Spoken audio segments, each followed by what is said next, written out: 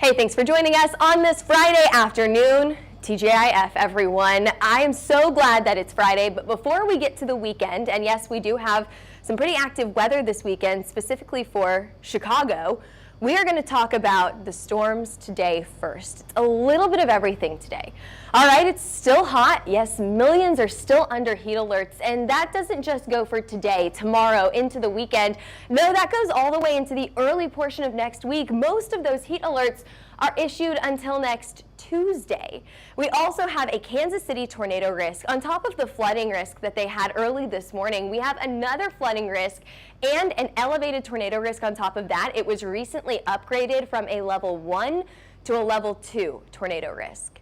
And last but not least, we have some air quality issues across the northern plains. Now, why do I bring this up? I think a lot of people are talking about this. They're complaining about the poor air quality in this area, but we also had several questions out in Colorado about how the air quality or the smoke from the fires that are coming through could be impacting their storms. So I think that's a very interesting conversation, and we'll get into that in just a few minutes, but let's take a look back on what we saw yesterday. How was our forecast yesterday? I think that we did a pretty good job. We talked about that high wind and the low hail risk up in the northern portion of Michigan. We talked about the high wind potential for Chicago. We were actually live for that event as the high wind went through Chicago yesterday afternoon. We talked about the flooding risk for Kansas City, and we said there was a very low chance for large hail in Colorado. And that's exactly what we saw. We saw one storm, so talk about isolated. One storm that went up near Greeley, Colorado. It produced, I think, what we saw was just above, just larger than the size of quarter-size hail. I'm actually curious if we could get an exact hail size, because I'm going to be very accurate for you guys and see if we can get an exact hail size on what we saw in Greeley, Colorado yesterday. Now, this storm, it looked gnarly, especially this northern storm here and the northern side of Greeley, Colorado. It looked really gnarly. We were saying, can it do it? Can it make that larger hail? Okay, I have it for you. Quarters. Maybe $half size is all that we mapped. However, there is a picture of that hail. I think it's that one right there on our website, hailtrace.com, if you're interested in that hailstorm yesterday. Alrighty, let's get back to your storms yesterday. We just had a line of storms coming off of this cold front that tracked right through Kansas City. Just over and over and over, we had on and off showers and storms through this area, causing some of those flooding issues early this morning. Unfortunately, we're going to have several more rounds of rain that will cause more flooding issues right through KC this afternoon and evening as well. We actually have some rain going through there right now. As you can see, that stationary front just parked itself right across Kansas, Colorado, all the way up to Iowa, and across Chicago this afternoon. We've even got a low pressure system that extends into Oklahoma City with a little disturbance all the way down into Texas. Now, we'll talk about some of those high winds that we could see in Oklahoma today. For the most part right now, I think that we have one severe thunderstorm warning across the U.S. right now. I'm actually curious where that is at. Let's see if we can get some info on where that severe thunderstorm warning is. This is what you guys get for the live forecast. There we go. All right, just on the west side of Maryland, 60-mile-per-hour wind speeds and smaller than quarter-size hail. Not too terribly impressive there. Okay, moving on. 70s, 80s, and 90s across the U.S. today. Yes, most of us are included in those heat alerts today. Anywhere from Kansas City to St. Louis, Oklahoma City, down into Texas. Our temperatures are above average for this time of the year. And we're not only dealing with that heat threat, but also that storm threat. For a tornado risk down in Kansas City, large hail up in the northern plains, maybe some hail for Denver, and some high wind that stretches across the Midwest and all the way up the East Coast. Tomorrow, we have another risk for storms out in Chicago and across the northern plains and northern Rockies. And then we stay up in the northern plains for Sunday. Moving on, we've still got that high pressure system that's trying to park itself across the southeast right now, really bringing in that heat to the East Coast here. So we do have an extreme heat warning today for temperatures that will feel like above 110. Yes, you heard that right. 110. Holy moly. We have a question. Vic, you're on here early today. Happy Friday. Denver, please. Yes, Denver does have a risk for storms today, but I have a question for those in the chat. Do you think that the smoke, the air quality, has an impact on your storms in Colorado? This is a question that we've gotten several times over the last few days, and I'm curious to know, what do you guys think about that? Just think about that for a minute, and we'll return to that question here in just a few minutes. Let's get on with our heat alerts first. Heat advisories across most of the Mississippi Valley and then all the way down into Oklahoma. We have one area that I want to point out to you where we have an extreme heat warning out in St. Louis. So that goes all the way through this afternoon. But I think in some places your heat warning goes until Tuesday. So it's not just hot today, it's hot tomorrow, it's hot Sunday, Monday, and Tuesday. Let's get into your hail forecast here. So we've got this hail forecast zoomed out. No hail on the East Coast. We may have a little bit of hail in Colorado, but really the largest hailstones will be up in the northern plains today, North Dakota for the most part. So here's a look at your hail forecast today. Ooh, we could get some golf balls in there, maybe hen egg sized hail up in North Dakota. Even some larger hail tomorrow as well. That looks great tomorrow. So what is our maximum hail size that we could see today? I put that at 2 inches. I said maybe golf ball, maybe a little bit larger than that. That's going to be very isolated, and it's going to be really isolated up into North Dakota and maybe even down to South Dakota. Denver, it's a low risk. It's going to be a low risk today, anywhere from Greeley, Colorado, all the way down to Colorado Springs. Anywhere from I-25 and then just to the east of there is where we're parking that hail risk for today. For the most part, this hail risk is going to be on the lower end, quarter, maybe up to $half size hailstones here. For the most part, we're going to stay with those low hailstones and isolated hail storms. So in this entire risk here, maybe we get 1-2 hailers. It's going to be pretty isolated. So you're gonna have to just get the perfect storm if you want that to hit Denver. Now you go up to the north and you do get that better chance for larger hailstones. We're talking about places like Bismarck and Rapid City, Minot and Grand Forks. Most of these, of course, in North Dakota for the best chance for storms today. And we'll talk about that in just a few minutes as well, because we do have a tornado risk for today as well. Let's go back down to Kansas City and talk about the tornado risk now, because in this area we did just see this tornado risk upgraded from a level 1 to a level 2. Now that level 2 risk highlighted there in yellow goes anywhere from Emporia up to Topeka and into Kansas City.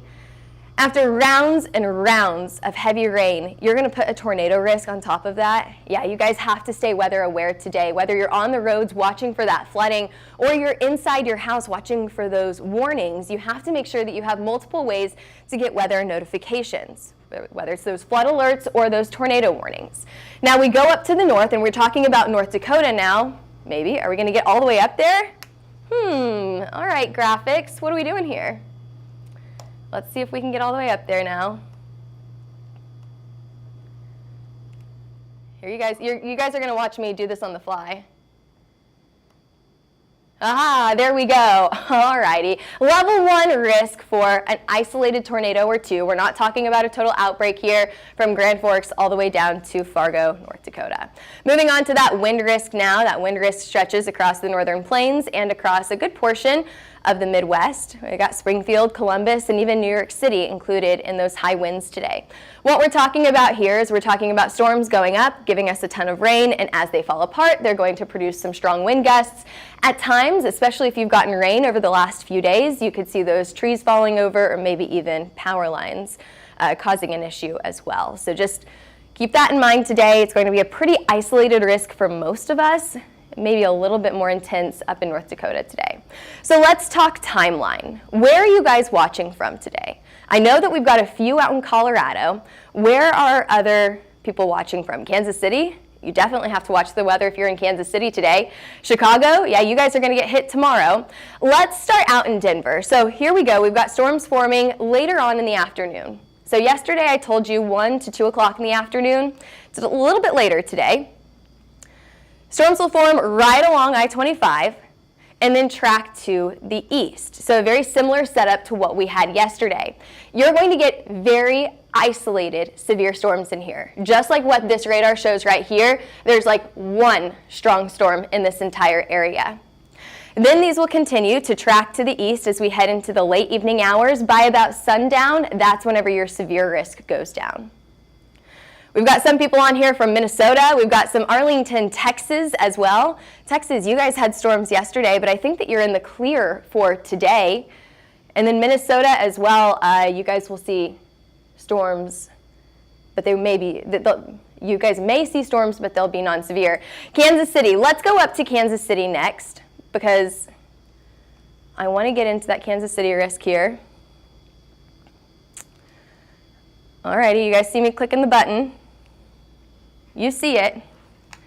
What are we doing, graphics?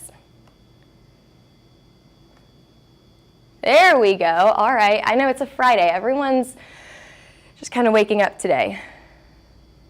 Okay, I guess we're going up to North Dakota. These graphics have a mind of their own today. Alrighty, you've got showers and storms across North Dakota today, starting early this afternoon and going into the evening hours, tracking to the east, even into the overnight hours tonight. I do think that we could see some hailers even early tomorrow morning. Across Bismarck, Fargo, we could even see those strong to severe thunderstorms producing an isolated tornado or two right along I-29 early tomorrow morning. This will also cause a flooding risk in this area, and then we'll see those storms track into the Midwest, and we could see another round of storms in Chicago tomorrow.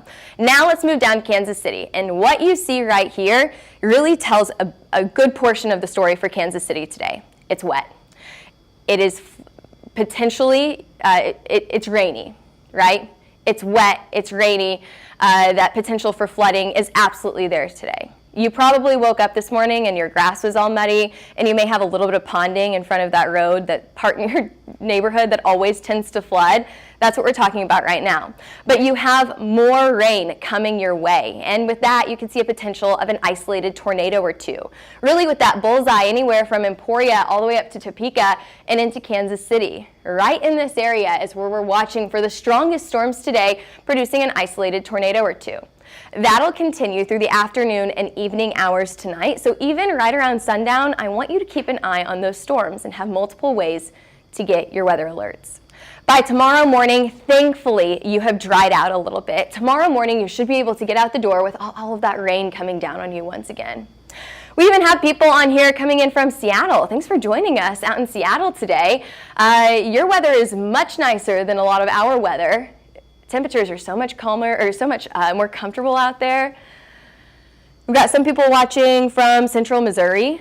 Thanks for joining us today. Now, if you're in the northern portion of Missouri, you could have some strong to severe storms. However, for the southern portion of Missouri, it's just plain hot for you guys. You probably feel it right now. I don't have to tell you it's hot. You walk out the door, you know that it's hot. Alrighty, we've got that severe outlook. Here's today. Let's take a look at tomorrow. Storms tomorrow will be focused in the northern plains and off in the Midwest, including Chicago in this as well. Let's take a look at that timeline for tomorrow. Chicago, you are waking up early tomorrow morning and it's rainy out there. Yeah, you may not be going to the farmer's market early tomorrow morning. All of your early Saturday morning plans, I hope that they're inside. We're going to continue to see storms on and off throughout the day as we head into the afternoon hours, finally starting to break apart as we head into the evening. Saturday evening plans are probably fine, but it's those morning and early afternoon plans that you may want an indoor backup plan. And then as we look ahead into Saturday afternoon out in the northern plains, that's whenever we start to see storms. So Chicago in the morning, northern plains in the afternoon, all hazards on the table for these storms in North Dakota, Montana, Wyoming, across the northern plains there. Let's take a look at your tropical storm formation. Could we see a tropical cyclone over the next 5 to 7 days?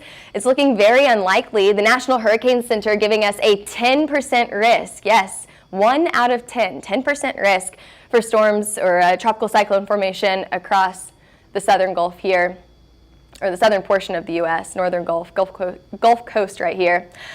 Your next named storm, if we could get anything, will be Dexter. However, again, I'm not betting on it. I would not bet on this cyclone right here, no. What I would bet on is some pretty heavy rain across Corpus Christi and Houston over the next few days. Saturday and Sunday looks pretty rainy for you guys, but after that, I don't think that we will see anything too terribly interesting in this area, at least for now. still only a 10% chance, and it's still pretty early in hurricane season. Oftentimes, we don't see things really start to ramp up until the middle of August and even into September, so we're still pretty early on in the season here. Let's talk temperatures now. Do you guys really want to talk temperatures? It's hot out there. You know that.